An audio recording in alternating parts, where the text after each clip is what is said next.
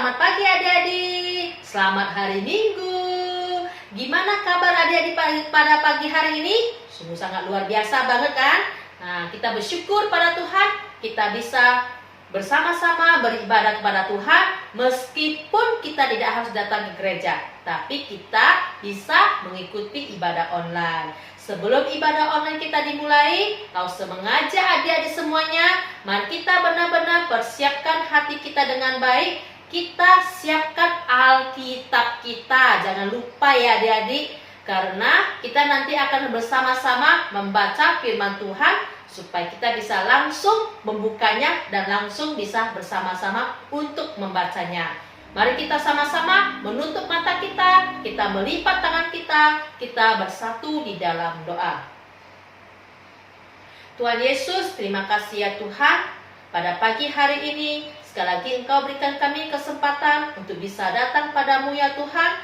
Meskipun kami tidak bisa bertatap muka langsung, tapi kami masih bisa mengikuti ibadah online ya Tuhan. Tolong berkati setiap persembahan kami ya Tuhan, setiap pujian-pujian yang akan kami bawa Tuhan, biarlah benar-benar menyenangkan hati-Mu ya Tuhan. Terima kasih Tuhan Yesus, kami serahkan ibadah online kami ke dalam tangan-Mu. Di dalam nama Tuhan Yesus kami berdoa dan mengucap syukur. Amin. Mari kita sama-sama angkat satu pujian Mas Sekolah Minggu. Sekolah Minggu kena izin bersatu dalam iman yang teguh, berdoa, bekerja, bergembira, memuji nama Tuhan. Sekolah Minggu kena izin bersehari dalam kasih, dalam wadah persekutuan kita, gereja kena izin. Kita ulangi pujian dari awal. Sekolah Minggu kena izin bersatu dalam iman yang teguh, berdoa, bekerja, bergembira, memuji nama Tuhan. Sekolah Minggu kena izin bersehari dalam kasih, dalam wadah persekutuan kita, gereja kena izin.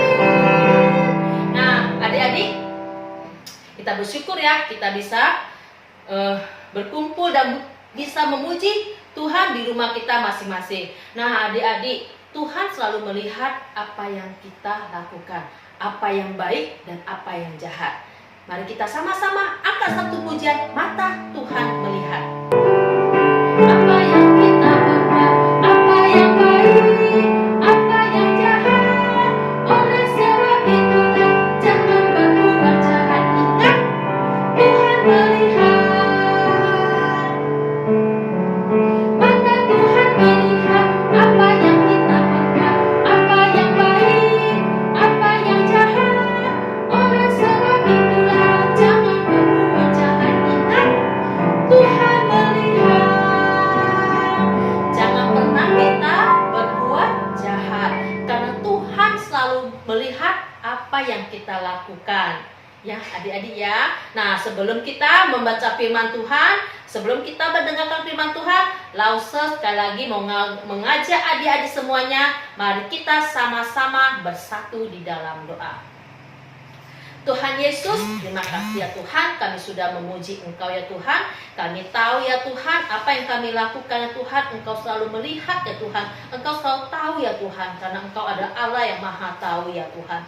Tuhan Yesus, sebentar kami akan membaca sebagian firman-Mu. Kami juga akan mendengarkan firman Tuhan, juga berkati untuk hamba sendiri akan menyampaikan kebenaran firman Tuhan, biarlah bisa dimengerti oleh setiap anak-anak sekolah minggu ya Tuhan, supaya kedepannya setiap anak-anak sekolah minggu ini benar-benar hidup selalu taat dan setia padamu ya Tuhan, hidup selalu turut akan Engkau ya Tuhan. Terima kasih Tuhan, kami serahkan waktu kami ke dalam tangan-Mu, di dalam nama Tuhan Yesus Juru Selamat kami hidup, kami berdoa, amin.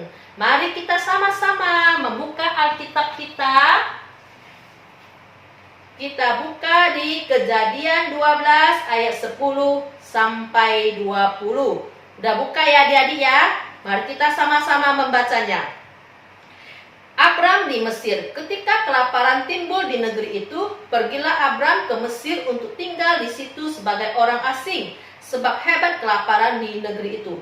Pada waktu ia akan masuk ke Mesir, berkatalah ia kepada Sarai istrinya, "Memang aku tahu bahwa engkau ada seorang perempuan yang cantik parasnya. Apabila orang Mesir melihat engkau, mereka akan berkata, 'Itu istrinya.' Jadi mereka akan membunuh aku dan membiarkan engkau hidup.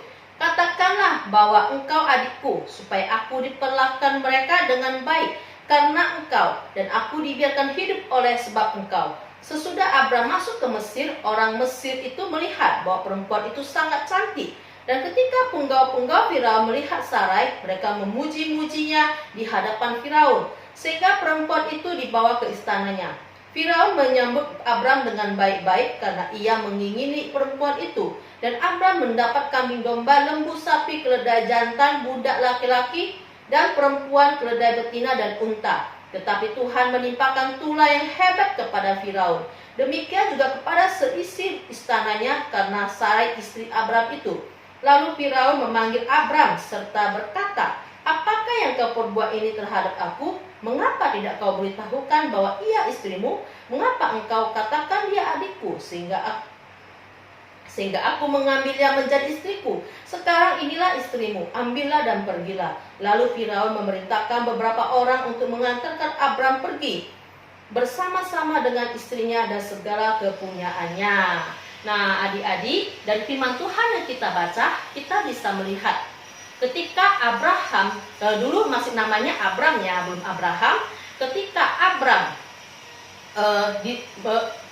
Abram beserta keluarganya lagi ketika di tanah Kanaan, mereka lagi menghadapi kelaparan yang sangat besar. Lalu mereka berimigrasi ke tanah Mesir.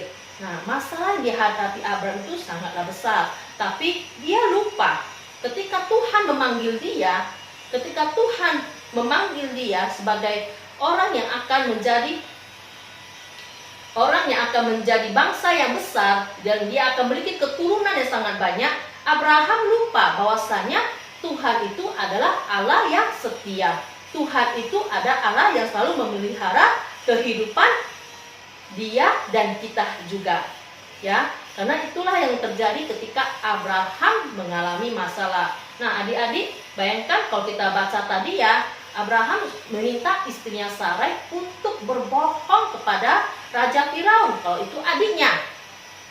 Padahal itu adalah istri Abram, bukan adik si Abram. Nah, adik-adik, karena keraguan Abraham kepada Tuhan, dia melakukan kebohongan. Dia anggap, mungkin saya berbohong sedikit, maka saya akan selamat. Saya tidak akan dibunuh oleh Raja Firaun. Abraham berpikir seperti itu, adik-adik. Nah, tanpa kita sadari, mungkin kita juga berpikir seperti itu ya. Ketika mama papa memarahin kita, suruh mengatakan kita jujur, kita berpikir, mungkin kalau saya berbohong, mama saya tidak akan pernah marah. Tapi Tuhan menunjukkan bahwa kebohongan itu adalah tidak boleh sama sekali.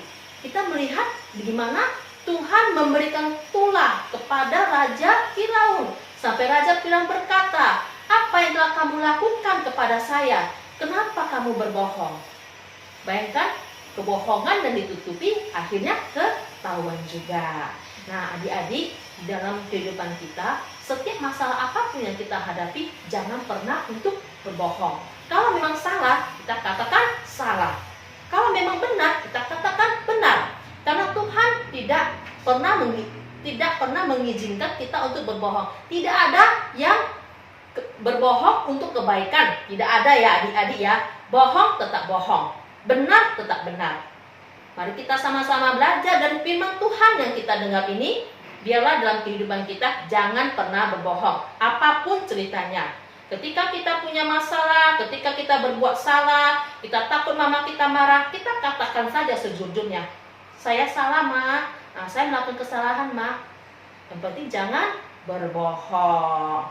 Demikianlah adik-adik firman Tuhan yang Lause sampaikan. Jadilah anak yang tak setia pada Tuhan, dan ingat, kalau punya masalah selalu berdoa pada Tuhan, karena Tuhanlah sang pemelihara hidup kita. dari dulu sampai sekarang, sampai selamanya. Oke adik-adik, demikian firman Tuhan yang kita dengarkan. Semoga kita benar-benar mengerti dan kita menjadi anak-anak yang tak setia kepada Tuhan. Dan ketika kita ada salah, kita katakan salah. Kalau kita ada benar, kita katakan benar. Jangan pernah berbohong seperti yang pernah dilakukan oleh Abraham. Oke, mari kita sama-sama menutup mata kita. Kita sama-sama berdoa. Tuhan Yesus, terima kasih ya Tuhan untuk firman Tuhan yang telah kami dengar. Biarlah firman Tuhan yang disampaikan oleh hamba sendiri bisa dimengerti setiap anak-anak sekolah minggu, supaya dalam kehidupan kami sebagai guru dan anak-anak sebagai anak sekolah minggu benar-benar hidup dalam Engkau ya Tuhan. Tuhan, ajarkan setiap firman Tuhan yang dengar bahwa dalam kehidupan sehari-hari, apapun yang terjadi di dalam kehidupan kami benar-benar ya Tuhan selalu setia padamu. Kami selalu melakukan hal yang benar, hal yang tidak menyakiti hatimu ya Tuhan. Terima kasih Tuhan Yesus, karena kami percaya Engkaulah pemelihara dalam kehidupan kami. Dan kami percaya apapun yang akan terjadi dalam kehidupan kami selanjutnya, ada Engkau yang selalu bersama dengan kami. Terima kasih Tuhan Yesus, di dalam nama Tuhan Yesus kami berdoa dan mengucap syukur. Amin. Sampai ketemu adik-adik untuk minggu selanjutnya. Selamat hari Minggu. Dadah.